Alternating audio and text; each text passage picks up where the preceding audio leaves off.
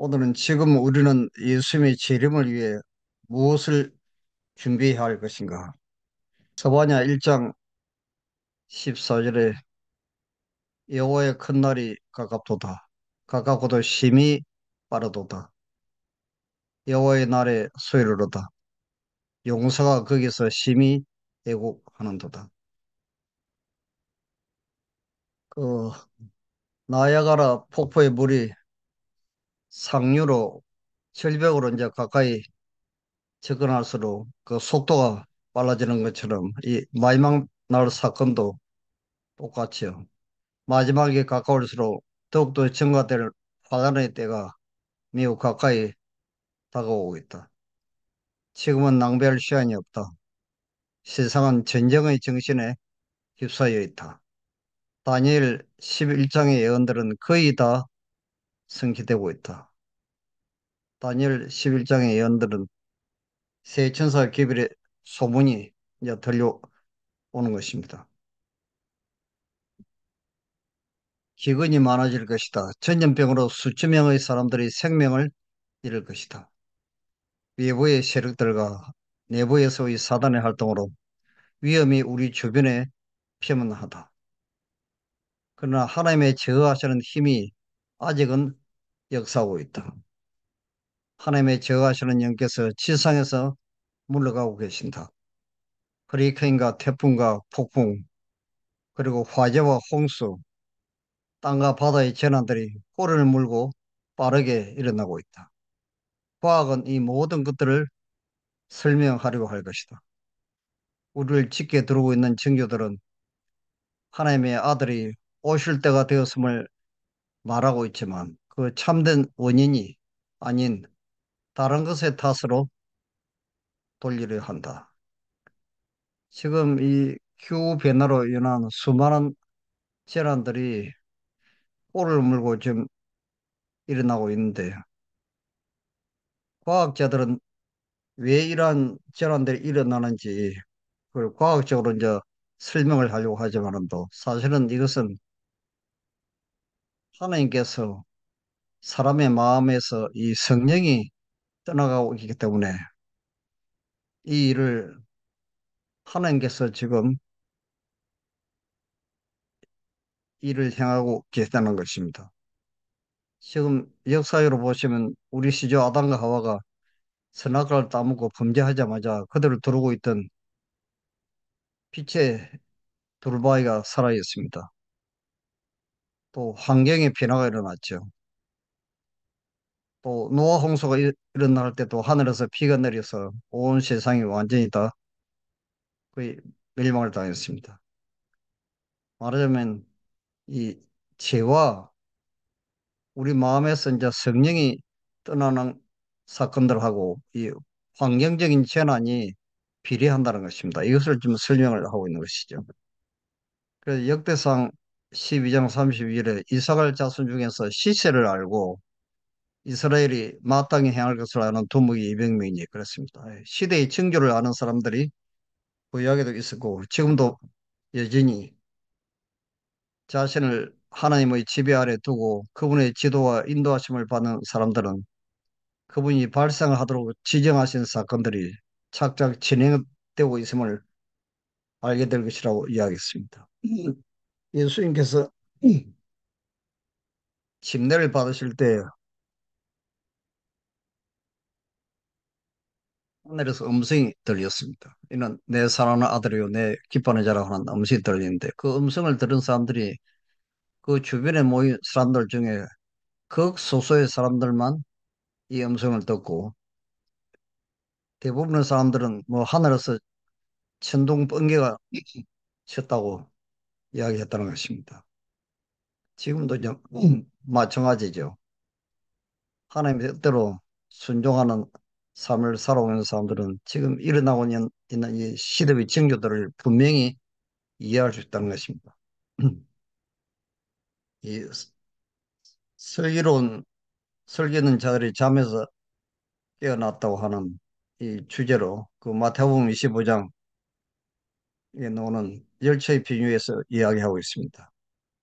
비유에서 하늘의 신랑을 기다리는 사람 모두가 주께서 드디어 오므로 다 졸며 잔 것으로 나타나 있지만 설기는 자들은 그분의 오실 때가 가까웠다는 기비를 듣고 잠에서 깨어나 그 기비에 응답했다고 했습니다.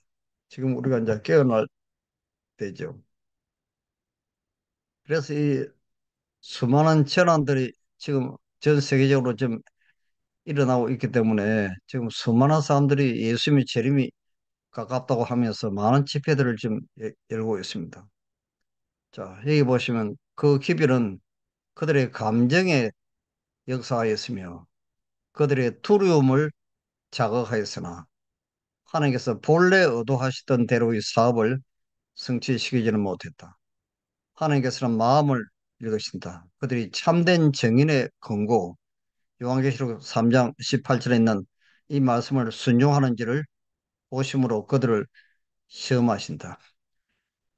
지금 이제 수많은 재난들이 이제 꼬리를 물고 이제 일어나고 있기 때문에 지금 재림이 분명히 가까운 것은 확실하고 지금 우리가 무엇을 준비해야 될지 지금 혼란 가운데 좀 빠졌다는 것입니다. 그런데 하나님께서는 이러한 재난들을 허락하시는 이유는 예수님의 재림을 준비하기 위해서 깊은 영적인 잠에서 지금 깨어나라고 하는 하나님의 음성인데 이 음성이 그 요한계시록 3장 18절에 있는 참된 정인의 근거라는 것입니다. 그래서 내가 너를 권하노니 내게서 불로 연다는 금을 사서 부유하게 하고 이 금은 하나님의 사랑이죠. 흰 옷을 사서 입어 벌거벗은 수치를 보이지 않게 하고 이는 믿음으로 말하면 그리스도 우리의 의입니다. 지금 이 라오데게 부르는 기별은 나는 부유하고 뭐 부족함이 없다고 하는데 그것이 아니라는 것입니다. 지금 또 안장은 영적 식별력입니다. 사단이 하는 일과 하나님께서 하시는 일을 분별할 수 있는 영적인 식별력을 지금 이야기하고 있는 것이죠. 그래서 지금 영적 발전을 위하여 가장 유익한 집회는 각자가 자신을 살피며 진지하고 아주 겸손하게 그리스도를 배우고자 하는 그러한 집회, 즉 마음을 깊이 살피는 것과 엄숙함으로 특징 지어지는 그러한 집회다. 그러나 지금 예수님이 재림이 가까운 이 마지막 시대에 이런 위기에 우리가 가장 시급하게 준비해야 할 한 가지 그 목표는 예수님을 배우는 것이라는 것입니다. 예수님이 누구신지를 아는 이게 제일 중요하다는 것이죠. 자, 1868년 8월에 배틀크릭에 있는 동안 나는 많은 사람들과 함께 있는 꿈을 꾸었다. 모인 사람들의 일부가 행장을 갖추고 여행을 떠났다.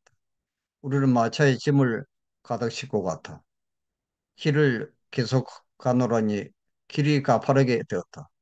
여행을 계속할수록 길은 점점 더 좁아지고 더 가파르게 되었다. 이 좁은 길을 제레신 신도들이 지금 좁은 길을 여행하고 있는 장면입니다. 내가 가족 재단에서 기도하고 있을 때 스님께서 내게 임하시고 나는 점점 높이 올라가서 어두운 세상으로부터 아주 멀어지는 것처럼 생각되었다. 그때 음성이 내게 들렸다. 다시 보라. 좀 더 높이 보라는 이 음성을 듣고 나는 눈을 들어 세상 위에 높이 뻗어 있는 곱고 좁은 길을 보았다. 그 길 위로 재림 신도들이 그 길 끝에 있는 까마득한 도성을 향하여 여행을 하고 있었다. 그 길이 시작되는 곳에 빛이 있었어.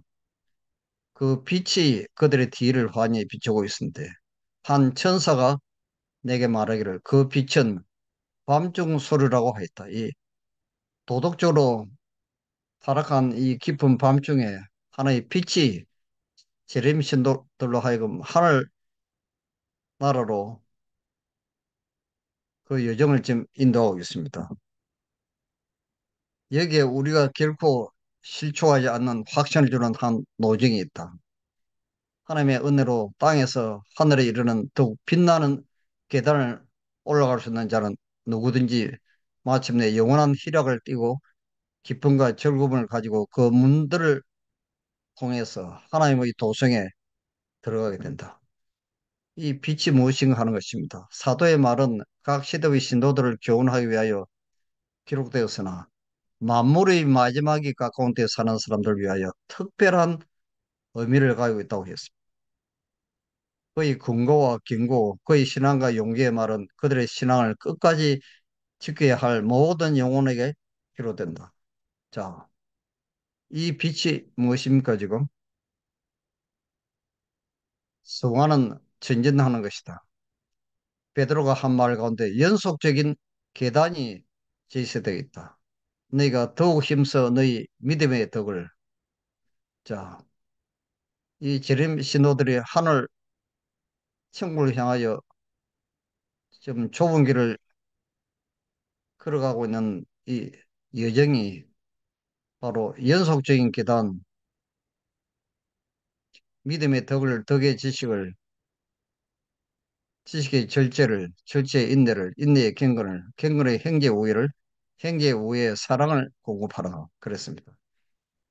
자, 이 거듭남의 마지막 열매가 이 사랑인데 이걸 제가 같이 공부하기 전에 이 문제를 이제 먼저 다루고 있는 것입니다.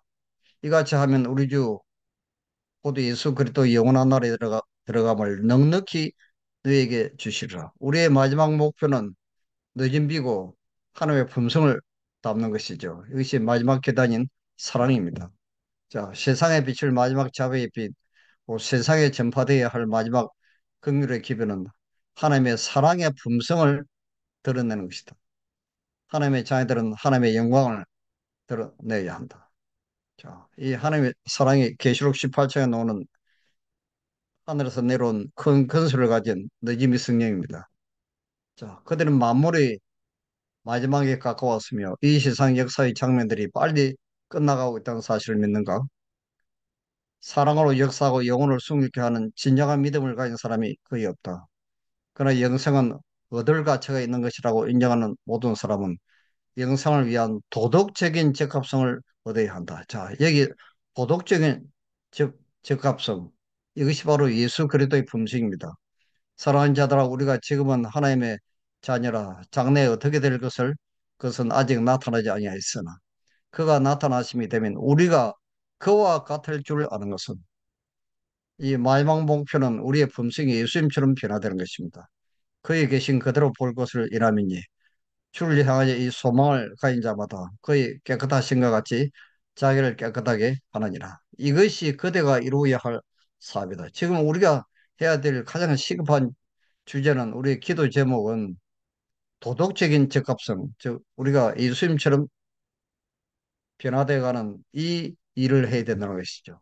자랑, 이기심, 탐욕, 탐심, 세상을 사랑함, 미움, 의심, 질투, 악한 추적들은 영원히 정복되고 버려져야 한다. 그리스도께서 나타나실 때 이와 같은 제약들을 고쳐주시고 그분의 강림을 맞이하기 위한 도덕적인 적합성을 주시지 않을 것이다. 여기 도덕적인 적합성이 계속 나오죠. 이것이 예수 그리스도의 품성입니다.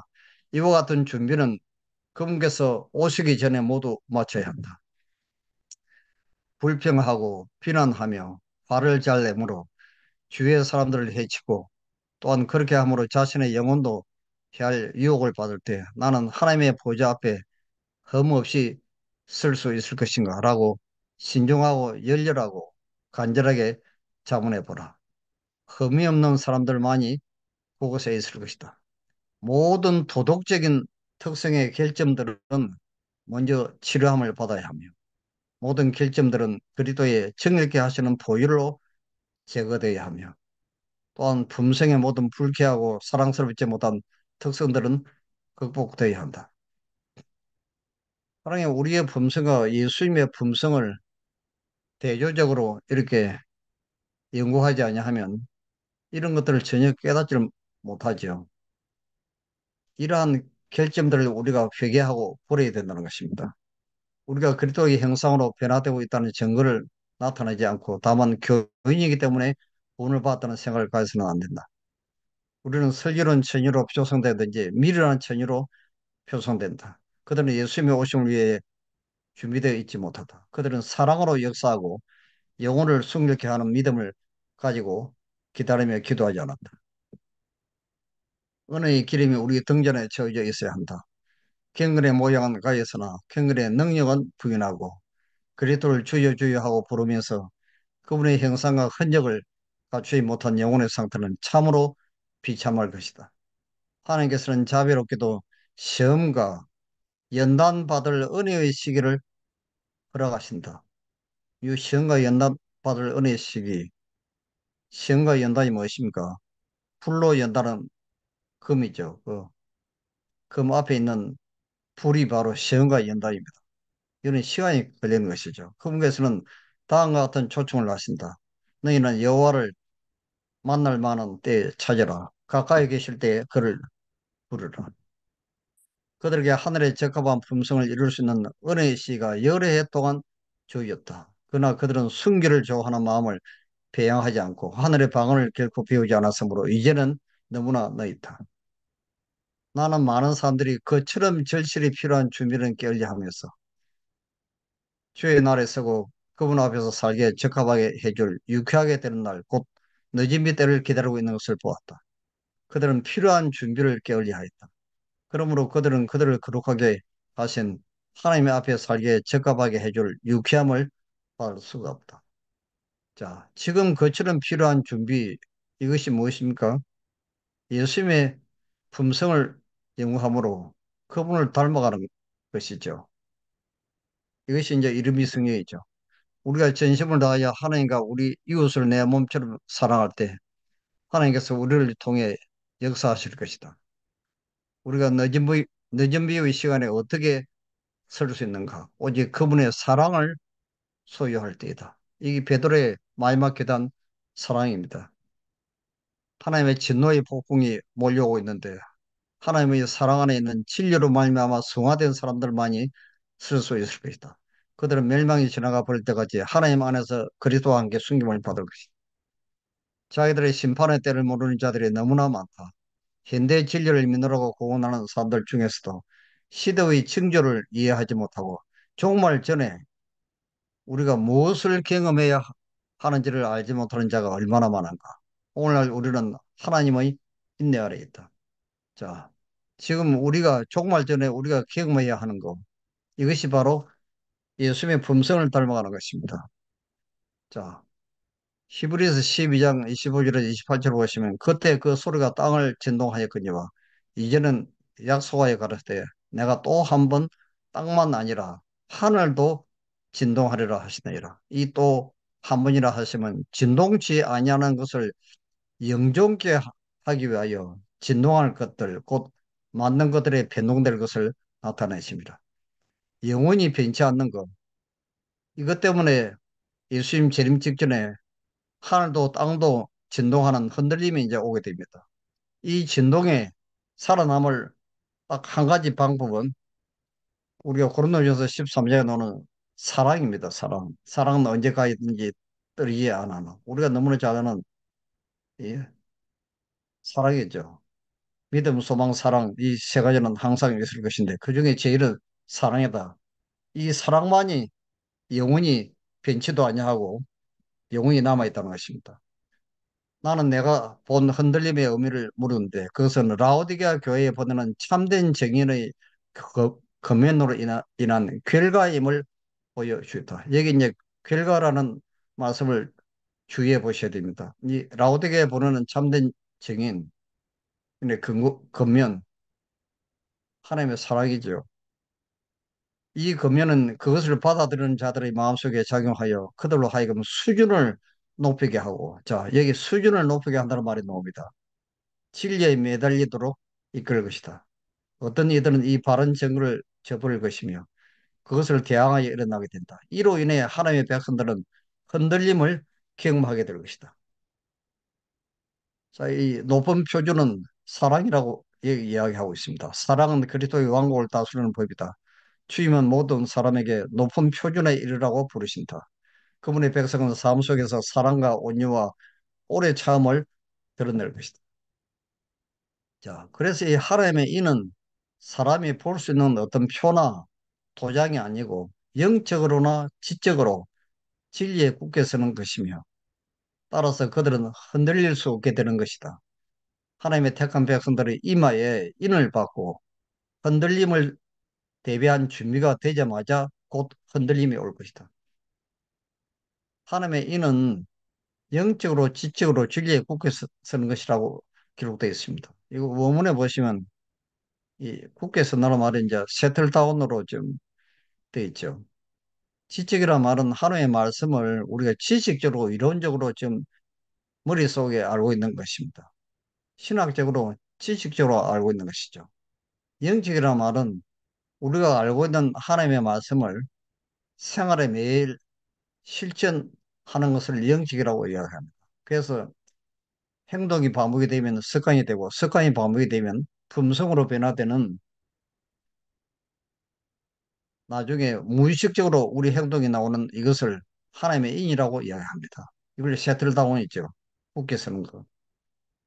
이때 흔들림이 온다는 것입니다. 그래서 흔들림은 계시록 22장 11절에서 불의를 하는 자는 그대로 불의를 하고 더러운 자는 그대로 더럽고 어려운 자는 그대로 어를 해하고 거룩한 자는 그대로 거룩되고 그래 불의를 하는 자는 그대로 불의를 하고 이거는 뭐 완전히 품성이 굳어져 가지고 사단처럼 품성이 타락한 상태죠. 이걸 우리는 짐승의 표라고 하는 것입니다. 그다음 어려운 자는 그대로 어를 해하고 이것은 우리의 품성이 예수님처럼 완전히 변화되어서 이제는 요동하지 않을 정도로 습관적으로 무의식적으로 우리 예수 그리스도의 품성이 나타나는 상태를 어려운 자는 그대로 어를 해하고 이것은 하나님의 인이죠. 그래서 이 마지막 때 이 짐승의 표와 하나님의 인은 동과 서가 먼 것처럼 완전히 분리되는 것입니다.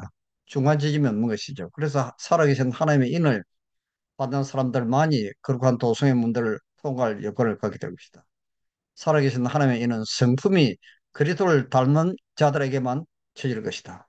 이 분명히 나와 있습니다. 초의 도장의 흔적이 남듯이 영혼은 성령의 감동을 받아야 하고 그리스도의 형상을 지녀야 한다. 자, 미국에 크게 취지를 하는 일이 있을 때 우리는 이스라엘의 능력을 보다 더 잘 실장할 수 있게 될 것이다. 주님께서는 당신의 손에 키를 가지고 계신다는 것과 그분께서 타작마당을 철저히 정결하게 하실 것이라는 사실을 나타내실 때가 가깝다는 징조들이 보인다. 예수님께서 친히 이 교회를 정결케 하십니다. 하나님께서는 그리스도께서 당신의 지상 봉사의 기간에 성전을 정결케 하신 것처럼 이 마지막 때 이 교회를 늦은 비를 받기 위해서 흔들림을 통해서 정결케 하십니다.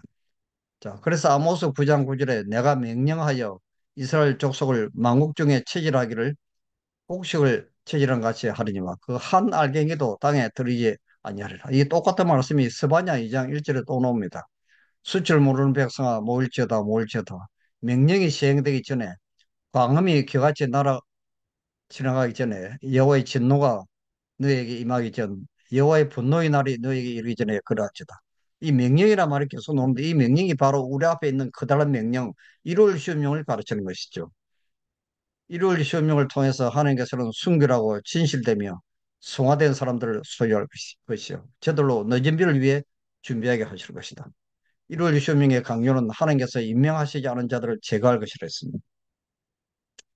재물이나 토지나 지위가 아니라 그리스도와 같은 품성을 지닐 때 우리에게 나그네 문이 열립니다. 불륜의 멸류관을 가져다 주는 것은 품위도 지적 성취도 아닙니다. 오직 온유하고 겸손한 자, 하나님을 그들의 만족으로 삼는 자만이 이 선물을 받게 될 것입니다.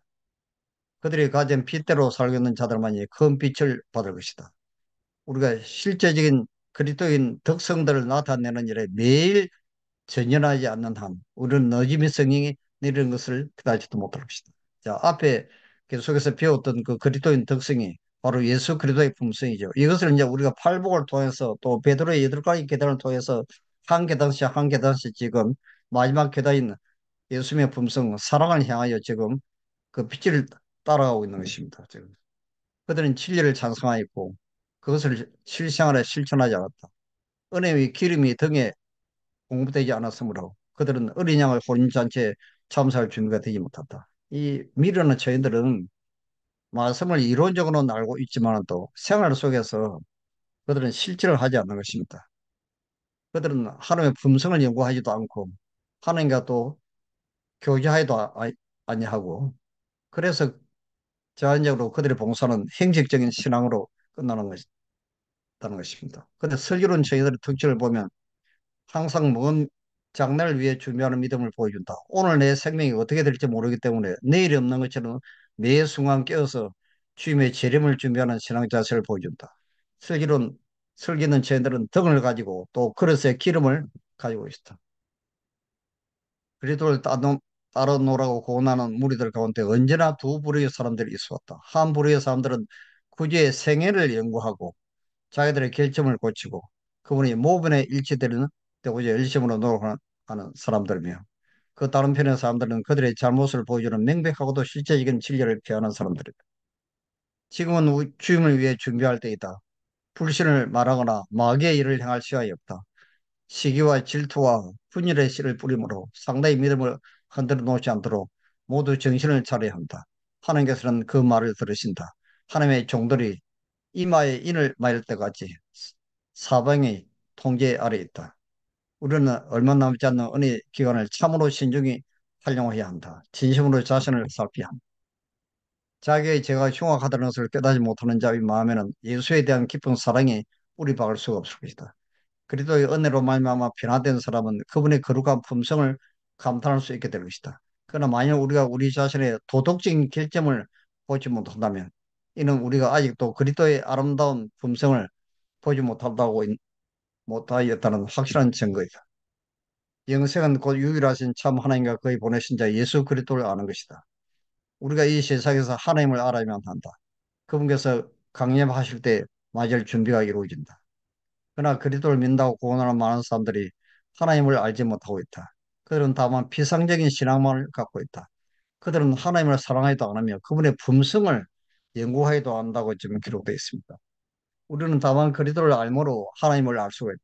또한 우리가 그분을 바라볼 때 그분의 형상으로 변화되어 그분께서 오실 때 맞을 준비를 갖추게 될 것이다. 지금은 우리 주님의 재림을 위해 준비할 때이다. 그분을 맞이할 준비는 순식간에 이루어질 수가 없다. 그 엄숙한 광경에 앞서 열심으로 일하며 방심하지 않고 경계하고 기다려야 한다. 그들이 가진 모든 것은 주님을 섬기는 데 헌신될 것이다. 이러하여 그들은 그들의 주님을 맞이할 준비를 하는 것이다. 우리는 좁은 문으로 들어가기를 힘써야 한다.